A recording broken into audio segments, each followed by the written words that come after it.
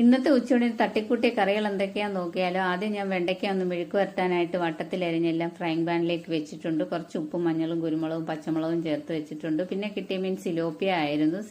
Tilapia എന്നൊക്കെ നമ്മളിവിടെ കൊല്ലംകാര് പറയും. അപ്പൊ അതെല്ലാം ഒന്ന് വെട്ടി വൃത്തിയാക്കി കഴുകിയൊക്കെ എടുത്തിട്ട് വരാം. അപ്പോഴത്തേക്ക് നമ്മുടെ വെണ്ടയ്ക്ക ഇവിടെ നല്ല ക്രിസ്പി ആയിട്ട് മൊരുമൊരാന്ന് കിടപ്പുണ്ട്. അപ്പൊ നമ്മൾ ഇത് മീൻ മുളക് കറിയാണ് വെക്കുന്നത്. അപ്പൊ നമ്മൾ കൊല്ലംകാര് പറയും ഇത് പുളി മുളകിട്ട് തിളപ്പിച്ചതാണെന്ന് പറയും. അപ്പൊ നമ്മൾ മീൻ ഒന്ന് പുളി മുളകിട്ട് തിളപ്പിച്ച് ഇറക്കി വെക്കാം. ആകെ 4 സിലോപ്പിയാണ് കിട്ടിയത്. 3 കറി വെച്ച് 1 പൊരിക്കാനായിട്ട് എടുത്ത് മാറ്റി വെച്ചിട്ടുണ്ട്. പിന്നെ ഞാൻ കുറച്ച് വഴുതനങ്ങ കുറച്ച് മസാലയൊക്കെ പുരട്ടി ഒന്ന് ഫ്രൈ ചെയ്തെടുത്തിട്ടുണ്ട്. അതും ചോറ് തിന്നാൻ നല്ലതാണ്. പിന്നെ ഞാൻ ഉണ്ടാക്കിയത് തേങ്ങാ ചുട്ട ചമ്മന്തിയാണ്. തേങ്ങാ ചുട്ട ചമ്മന്തിയും വഴുതനങ്ങ ഫ്രൈയും ഒരു സിലോപ്പിയ എടുത്ത് പൊരിച്ചിട്ടുണ്ട്. പിന്നെ നമ്മുടെ വെണ്ടയ്ക്ക മെഴുക്ക് പുരട്ടി, പിന്നെ നമ്മുടെ പുളിമുളകിട്ട് വെച്ച സിലോപ്പിയ കറി നല്ല പറ്റിച്ചെടുത്തിട്ടുണ്ട്. അപ്പൊ ഇന്നത്തെ ഉച്ചയൂണിന് ഇത്രയൊക്കെ ഉള്ളായിരുന്നു. അപ്പൊ ഇനി നാളെ വരാവേ.